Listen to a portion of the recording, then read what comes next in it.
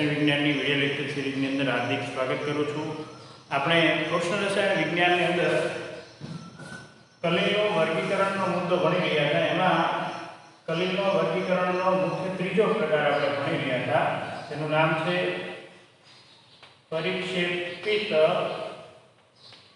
પરિક્ષેપિત કલાના કણો પરથી કલીનું છે એ વર્ગીકરણ આપણે કરી રહ્યા છીએ અને એમના આધારે કલીનું વર્ગીકરણ મુખ્ય ત્રણ ભાગની અંદર આપણે કર્યું છે। પહેલું બહુઆણવીય, બીજું વિરાટાણવીય અને ત્રીજો પ્રકાર છે જેમને આપણે સમુચ્ચયિત કલી અથવા તો જેમને નિષેધ તરીકે ઓળખવામાં આવે છે। સમુચ્ચયિત કલી અથવા તો નિષેધ, બરાબર। તો પરિક્ષેપિત કલાના કણોના કદ ઉપરથી કલી છે એનું ત્રણ પ્રકારે વર્ગીકરણ થઈ શકે: બહુઆણવીય કલી, વિરાટાણવીય કલી અને સમુચ્ચયિત કલી, જેને આપણે નિષેધ તરીકે ઓળખાવીએ છીએ। આની પહેલાના લેક્ચરની અંદર આપણે બહુઆણવીય કલી અને વિરાટાણવીય કલી વિશે સમજ્યા। આજે આપણે જેના ઉપર વધુ પ્રકાશ પાડવાનો છે એ છે સમુચ્ચયિત કલી, જેને નિષેધ કહેવામાં આવે છે, બરાબર છે। તો આજે સમુચ્ચયિત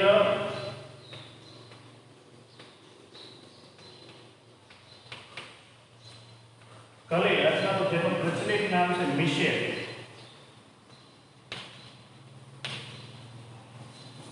તો નિષેધ પ્રકારનો કલી છે કેવા પરિસ્થિતિની અંદર છે બનાવી શકાય છે, બને છે અને એમની ખાસિયતો શું છે, બરાબર છે, એમની વિગતે વાતો આપણે આજે ચર્ચાનો વિષય બનાવશું।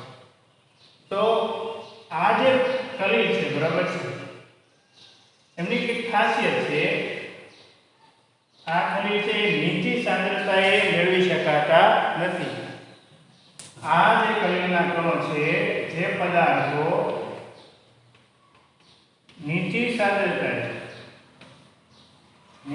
સાંદ્રતાએ પ્રબળ વિદ્યુત વિભાજ્ય તરીકે વર્તે છે।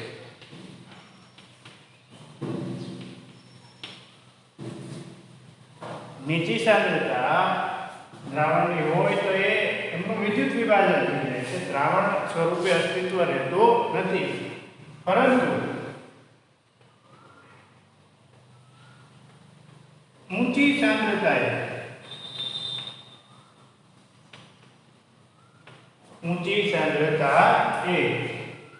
એ સમુચ્ચયિત થાય છે,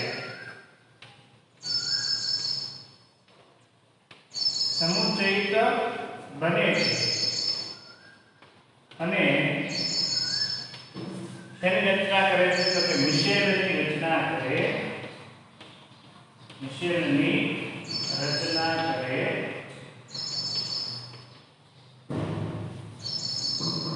સાંદ્રતા એક લેવલ કરતા વધી જાય ત્યારે નિષેધ પ્રકારનું કલીન દ્રાવણ છે એ બનાવી શકાય। નીચી સાંદ્રતાએ આ કલીન દ્રાવણ બનાવી શકાતું નથી। અહીંયા ખાસ એક બીજો મુદ્દો આપણે એડ કરીએ। અમુક તાપમાન કરતા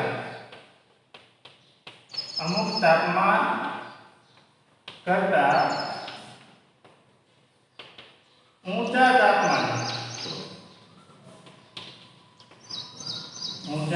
તાપમાને અમુક તાપમાન કરતા ઊંચું તાપમાન, જેને આપણે એક ખાસ નામ દઈએ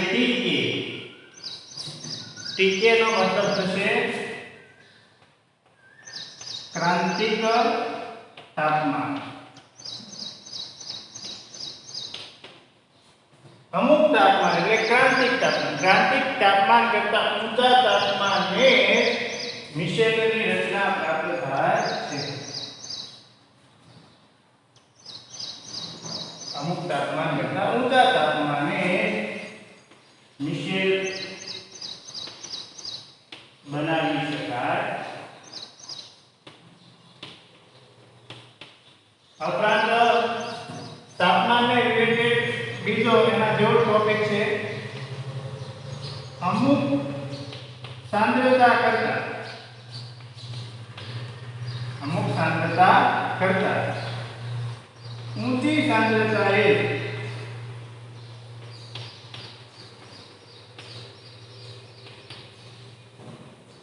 મિશેલ ની રચના શક્ય છે. મિશેલની રચના શક્ય એ જે અમુક સાંદ્રતા કરતા ઊંચી સાંદ્રતાની વાત છે એને કહેવામાં આવશે ક્રાંતિક મિશેલ સાંદ્રતા. કઈ સાંદ્રતા? ક્રાંતિક મિશેલ સાંદ્રતા, જેને શોર્ટમાં CMC તરીકે ઓળખવામાં આવે છે. મિશેલ પ્રકારનો કલિલ દ્રાવણ છે. આ કલિલ દ્રાવણનું કદ 1 નેનોમીટર થી 1000 નેનોમીટર વચ્ચેનું હશે, પણ એ સામાન્ય પરિસ્થિતિની અંદર બનતું નથી. અમુક તાપમાન કરતા ઊંચા તાપમાને મિશેલ બનાવી શકાય અને અમુક જરૂરી સાંદ્રતા કરતા ઊંચી સાંદ્રતા એ જ મિશેલની રચના શક્ય બને છે. આ મિશેલ પ્રકારનું કલિલ દ્રાવણ જ્યારે બનાવવાની વાત થાય ત્યારે આ બેઝિક બાબતો છે એ આપણે ખ્યાલમાં રાખવી જરૂરી છે. આ મિશેલ સાંદ્રતા છે એ કેટલી હોવી જોઈએ? તો 10⁻⁴ થી લઈ 10⁻³ મોલર જેટલી મિશેલ સાંદ્રતા છે એ હોય ત્યારે જ કલિલ છે એનું નિર્માણ શક્ય બને છે, ત્યારે મિશેલની રચના શક્ય બને છે. ચાલો, તો આપણે વાત કરતા હતા મિશેલની રચના. મિશેલની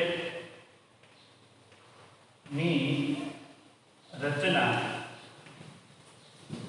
છે એ ક્યારે શક્ય બને? તો કે મિશેલની રચના શક્ય બનશે TK એટલે કે ક્રાંતિક તાપમાન કરતા ઊંચા તાપમાને. ક્રાંતિક તાપમાન કરતા ઊંચા તાપમાને મિશેલની રચના શક્ય છે. ઉપરાંત સાંદ્રતાની વાત કરીએ તો ક્રાંતિક મિશેલ સાંદ્રતા કરતા ઊંચી સાંદ્રતાએ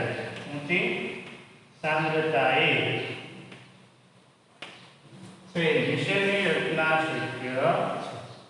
મિશેલ અથવા તો સમુચ્ચયિત કલિલ ક્રાંતિક તાપમાન કરતા ઊંચા તાપમાને અને ક્રાંતિક મિશેલ સાંદ્રતા કરતા ઊંચી સાંદ્રતાએ જ મેળવી શકાય છે. ત્યાંથી આપણે આગળ વધીએ તો એક વધારાનો મુદ્દો ત્યાં એ પણ એડ કરી શકાય કે મિશેલ રચનામાં અથવા તો મિશેલના દ્રાવણમાં દ્રવ અનુરાગી અને દ્રવ વિરાગી બંને ભાગોની હાજરી હોય.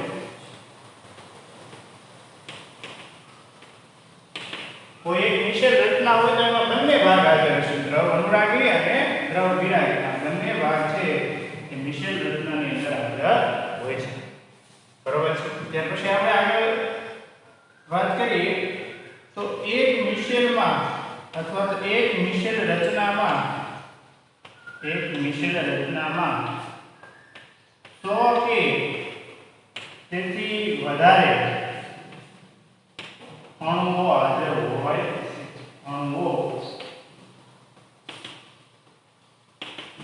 છે. તો આ મિશેલ વિશેની ડિટેલમાં વાતો થઈ કે મિશેલ ઊંચી સાંદ્રતાએ એમની રચના શક્ય બને છે, નીચી સાંદ્રતાએ વિદ્યુત વિભાજ્ય તરીકે વર્તે છે.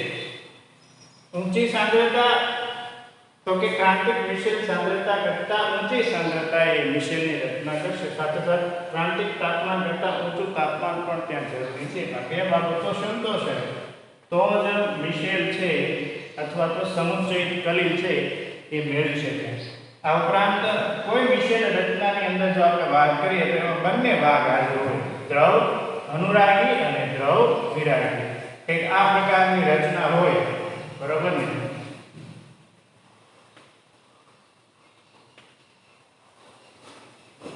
RCOO માઈનસ, તો જે આ R ભાગ છે અને બાકીનો COO માઈનસ ભાગ છે, ધ્રુવીય ભાગ છે. ધ્રુવીય ભાગ છે એ દ્રવ અનુરાગી થશે. ધ્રુવીય ભાગ છે કેવો થશે? દ્રવ અનુરાગી. કોઈ પણ ધ્રુવીય ભાગ હોય એ દ્રવ અનુરાગી થાય. જેના ઉપર વીજભાર હોય એ ધ્રુવીય કહેવાય. ધ્રુવીય ભાગ કેવો થશે? દ્રવ અનુરાગી. અને અધ્રુવીય ભાગ હશે, બરાબર? કેવો ભાગ? અધ્રુવીય ભાગ. એ અધ્રુવીય ભાગ થશે દ્રવ વિરાગી. જે અધ્રુવીય ભાગ મિશેલની રચનામાં જોવા મળે છે એ દ્રવ વિરાગી થશે. ધ્રુવીય ભાગ છે એ દ્રવ અધ્રુવીય ભાગ છે દ્રવ વિરાગી, ધ્રુવીય ભાગ છે દ્રવ અનુરાગી થશે. અનુરાગ એટલે આકર્ષણ અને વિરાગ એટલે અપાકર્ષણ, એવું સમજી શકાય. ધ્રુવીય ભાગ સામાન્ય રીતે અહીંયા આ ધ્રુવીય ભાગને પાણીની અંદર દાખલ કરવામાં આવે તો પાણી પોતે પણ ધ્રુવીય અને આ ધ્રુવીય ભાગ, તો ધ્રુવીય વચ્ચે શું થશે? પારસ્પરિક ક્રિયા થશે એટલે એ દ્રવ અનુરાગી થશે. અધ્રુવીય ભાગ પાણીની અંદર દાખલ થશે તો આ પારસ્પરિક ક્રિયા થશે ને, એટલે એ દ્રવ વિરાગી થશે. બરોબર છે? એટલે આપણે આગળ વધીએ.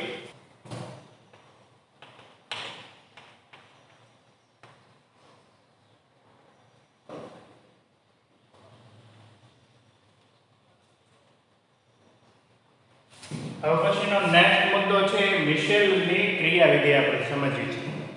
મિશેલ રચના કઈ રીતે શક્ય બને છે અને એ કઈ રીતે કામ કરે છે એમની વાત કરી છે. અને સાબુના ઉદાહરણ દ્વારા આપણે આ વાત વધારે વિગતે સમજવાનો પ્રયત્ન કરીશું. બરાબર છે? મિશેલ રચનાની વાત કરીએ તો મિશેલ રચનામાં એક ધ્રુવીય અને અધ્રુવીય ભાગ હોય છે. માની લો કે આપણે વાત કરીએ તો એક RCOO Na પ્લસ અને COO માઈનસ આવો કોઈ એક પદાર્થ છે, એમને પાણીની અંદર દાખલ કરવામાં આવે તો એનું બે ભાગની અંદર વિભાજન થશે. બરોબર છે? બે ભાગની અંદર વિભાજન થશે.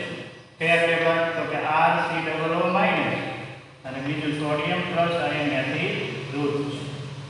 આ જે RCOO માઈનસ ભાગ છે, બરોબર, એ આપણા માટે મિશેલ આયન તરીકે વર્તશે. આ જે ભાગ છે એને આપણે શું કહીશું? મિશેલ આયન. અને મિશેલ આયન દ્વારા કોની રચના થાય છે? તો કે મિશેલની રચના થાય છે. બરોબર છે? મિશેલની રચના કંઈક આ રીતે થશે. તો આવું થશે. કોઈ એક પદાર્થ હોય, બરોબર, કે પાણીમાં જ્યારે દ્રાવ્ય કરવામાં આવે તો એ બે ભાગની અંદર ડિવાઈડ થશે. એ પૈકીનો એક ભાગ છે એ મિશેલ આયન તરીકે વર્તતો હશે. એ જ મિશેલની રચના કરશે. અહીંયા આપણે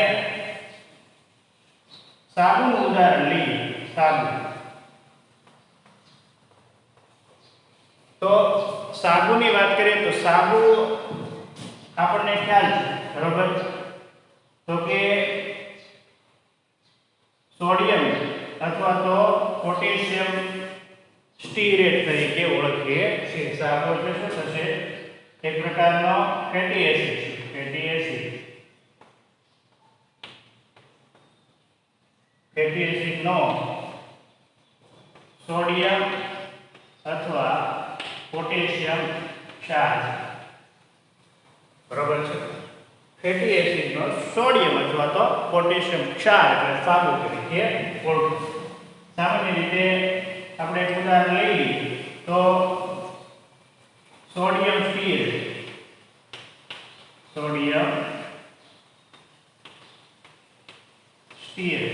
આ ફેટી એસિડનો કેવો ક્ષાર થશે? સોડિયમ ક્ષાર થશે. એટલે કે એસિડ પ્રકારનું બંધારણ હોય અને એમાં સોડિયમ એમની સાથે જોડાયેલો હોય. બંધારણની વાત કરીએ તો બંધારણ થશે CH3, એનું બંધારણ થશે CH3 CH2 16 style COO minus Na COO minus Na+. આ જે બંધારણ છે એમને આપણે શું કહીશું? સોડિયમ સ્ટીઅર કહીશું. બરોબર છે. એમની રચનાની વાત કરીએ તો અહીંયા જ્યારે આપણે પાણીની અંદર ઓગાળવામાં આવે ત્યારે એની સોડિયમ પ્લસ અને શું થઈ જશે? દૂર થઈ જશે. તો બાકીનો ભાગ છે એ શું કહેવાય? તો કે મિશેલ આયન કહેવાય. શું કહેવાય છે? Mitchell ion. અહીંથી સોડિયમ દૂર થઈ જાય તો બાકીનો ભાગ વધે છે. એમને કંઈક આપણે આ રીતે દર્શાવીશું. બરોબર છે. CH3 CH2 CH2 CH2 CH2 CH2 CH2 16 વખત CH2 આવશે.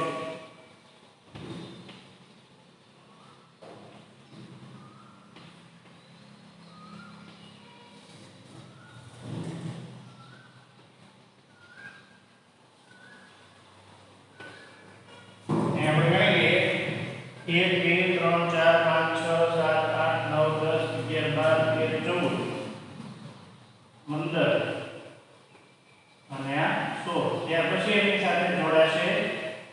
બરોબર. અહીંયા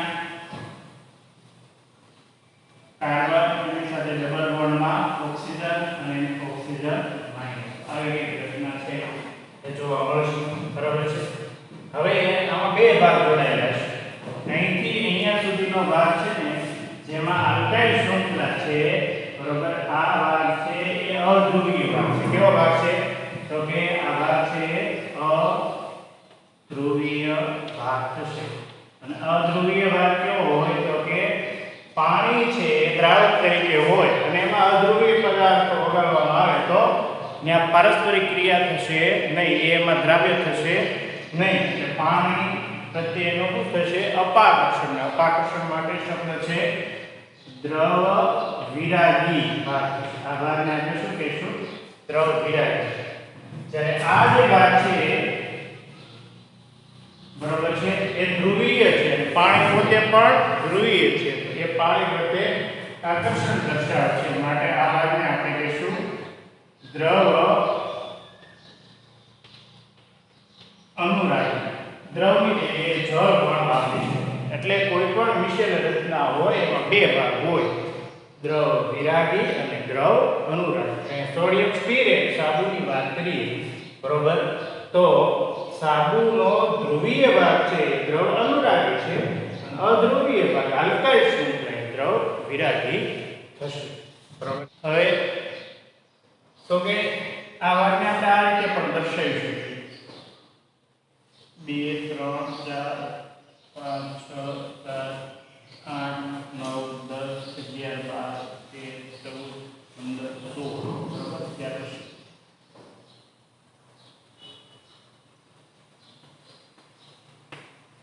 તો આપણે સમજી શકીએ કે આ ભાગ છે કેવો થશે? ધ્રુવી. અને આ ધ્રુવી ભાગ તો હોવાને કારણે આને કહીશું આપણે દ્રવ અનુરાગી. દ્રવ અનુરાગી છે કારણ કે એ ભાગ કેવો છે? ધ્રુવીય છે.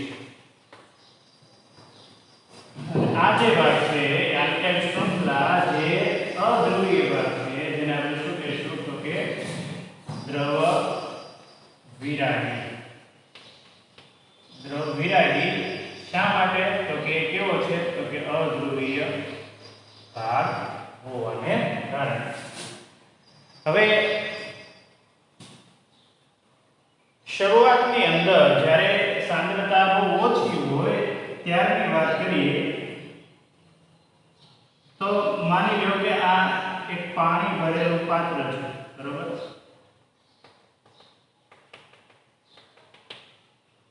જેને આપણે પરિક્ષેપણ માધ્યમ તરીકે લઈએ અને પાણી છે, બરાબર. જ્યારે મિશેલની સાંદ્રતા ઓછી છે, આ જે પદાર્થ છે મિશેલ આયન તરીકે હશે, ત્યારે એની સાંદ્રતા જ્યારે ઓછી હશે ત્યારે એમનો જે ધ્રુવીય ભાગ છે, આ જે આયન વાળો ભાગ છે એ ધ્રુવીય ભાગ છે એ દ્રાવકના અંદરના ભાગમાં રહે એ રીતે એમની ગોઠવણ છે તે એવી હશે. સમજાઈ શકો. અધ્રુવીય ભાગ છે એ આપણે ઉપરના ભાગમાં દર્શાવ્યો છે અને ધ્રુવીય ભાગ છે એ દ્રાવકમાં ડૂબેલો હોય એ રીતે દર્શાવેલો છે, બરાબર છે. આ જે પદાર્થ છે એને આપણે શું કહીશું તો કે સ્ટીયરેટ આયન. સ્ટીયરેટ આયન છે એ સ્ટીયરેટ આયનનો ધ્રુવીય ભાગ છે. આ જે ભાગ છે કેવો છે તો કે એમનો ધ્રુવીય ભાગ છે. ધ્રુવીય ભાગ છે એ પરિક્ષેપણ માધ્યમની અંદર રહે અને અધ્રુવીય પુચ્છ, બરાબર છે. આમને પુચ્છ પણ કહેવામાં આવે છે. આ જે અધ્રુવીય ભાગ છે એને પુચ્છ કહેવામાં આવે છે, ધ્રુવીય ભાગ છે એને શું કહેવામાં આવે છે? શીર્ષ પણ કહેવામાં આવે છે. અધ્રુવીય પુચ્છ છે એ ઉપર રહે અને ધ્રુવીય ભાગ દ્રાવણમાં રહેલો જોવા મળે છે. આ કેવો ભાગ છે તો કે અધ્રુવીય ભાગ. હવે જ્યારે સાબુ છે એમની સાંદ્રતામાં વધારો થશે, આપણે કોઈ પણ સ્વચ્છીકરણની પ્રક્રિયા કરીએ તો સાબુને વધારે રગડીએ છીએ જેથી કરીને સાબુનું પ્રમાણ ત્યાં વધતું જાય અને એ દ્રાવણમાં સાબુની સાંદ્રતા પણ વધતી જશે. એના કારણે સાંદ્રતા વધવાને કારણે એ ક્રાંતિક મિશ્ર સાંદ્રતા કરતાં એની સાંદ્રતા વધી જશે. બીજા ભાગમાં શું થશે? ક્રાંતિક મિશ્ર સાંદ્રતા કરતાં વધુ સાંદ્રતા.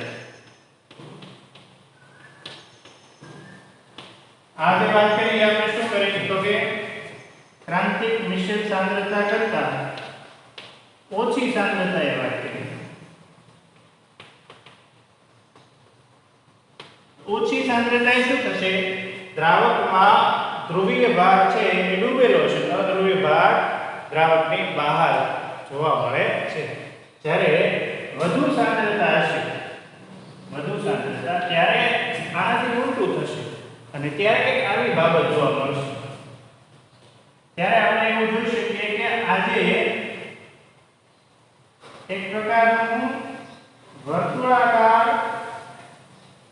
રચના જોવા મળે છે. આ વર્તુળાકાર ભાગ ઉપર આ જે મિશેલ આયન છે એમનો ધ્રુવીય ભાગ છે એ ઉપરના ભાગમાં જોવા મળે છે અને પુચ્છનો ભાગ છે એ કેન્દ્રગામી રીતે છે એ વર્તુળના કેન્દ્રગામી ભાગ સ્વરૂપે છે એ રચના પામે છે. અધ્રુવીય ભાગ છે એ વર્તુળના ભાગ ઉપર જોવા મળશે અને પુચ્છ ભાગ છે કેન્દ્રવર્તી રીતે અથવા તો કેન્દ્રગામી રીતે છે એ રચના પામશે. એટલે કે આ રીતની બાબત છે જોવા મળશે કે કોઈ કેન્દ્ર છે એના તરફ અધ્રુવીય ભાગ છે એ સંકેન્દ્રિત થયેલો હશે અને ધ્રુવીય ભાગ છે એ વર્તુળની ઉપરના ભાગમાં જોવા મળતો હશે.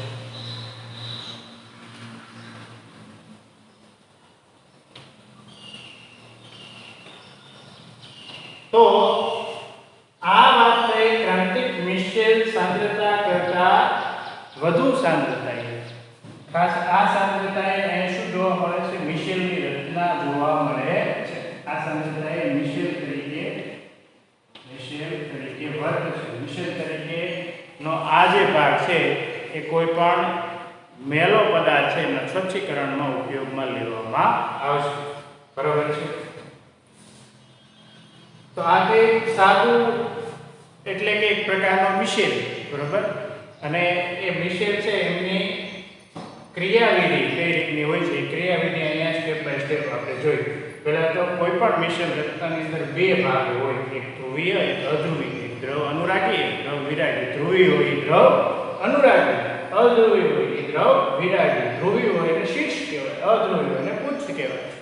ઓછી સાંદ્રતા હોય ત્યારે દ્રાવકમાં ધ્રુવીય ભાગ છે એ ડૂબેલો હોય, અધ્રુવીય ભાગ છે એ દ્રાવકના બહારના ભાગમાં જોવા મળે છે સાંદ્રતા ઓછી હોય ત્યારે. સાંદ્રતા જ્યારે વધી જાય કોના કરતા ક્રાંતિક મિશ્ર સાંદ્રતા કરતા, ત્યારે આ ધ્રુવીય ભાગ છે એ આ વર્તુળાકાર ભાગ પર ઉપરના તરફ ગોઠવણી પામે છે અને અધ્રુવીય ભાગ છે એ કેન્દ્રવર્તી રીતે છે એ ગોઠવણી પામે છે અને મિશેલની રચના કરે છે. આ રીતનો જે મિશેલ છે એને મિશેલ આયન તરીકે ઓળખાય. શેના તરીકે ઓળખવામાં આવે છે? મિશેલ આયન તરીકે ઓળખવામાં આવે છે.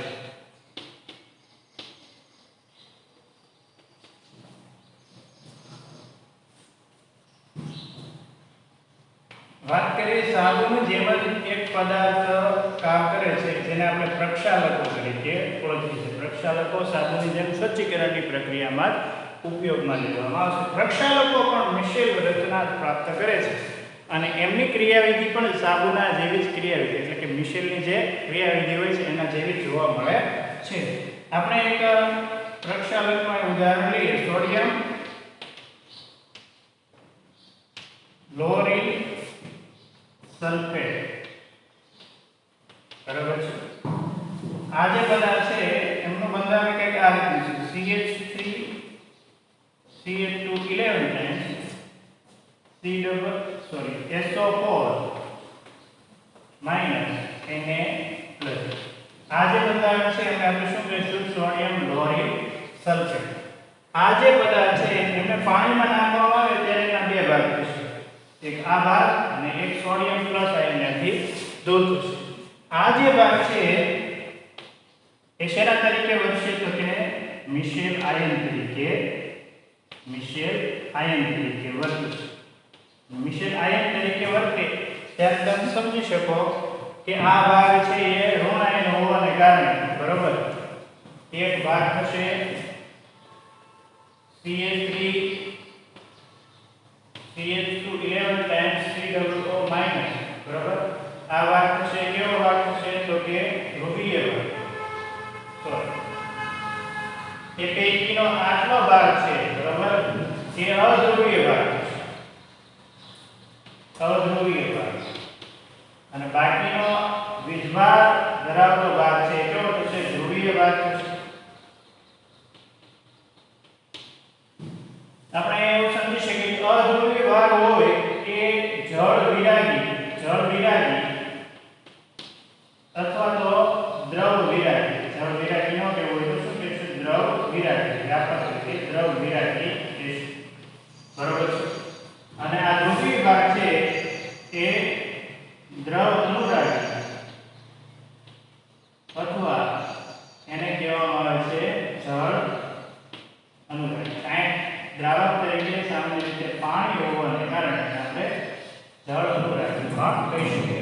આ સેમ પ્રકારની સાબુની અથવા તો જે સાબુ અને સંશ્લેષિત પ્રક્ષાલકો એ બંને મિશેલના જ પ્રકાર છે એટલે મિશેલની ક્રિયાવિધિ પ્રમાણે છે કામ કરશે અને કોઈ પણ પદાર્થ છે સ્વચ્છી બનાવવા માટે ઉપયોગમાં લઈ શકે. તો આજે આપણે એટલે સુધી રાખીશું. ફરી કંઈક નવા ટોપિક સાથેની વાતો સાથે મળીશું. અસ્તુ.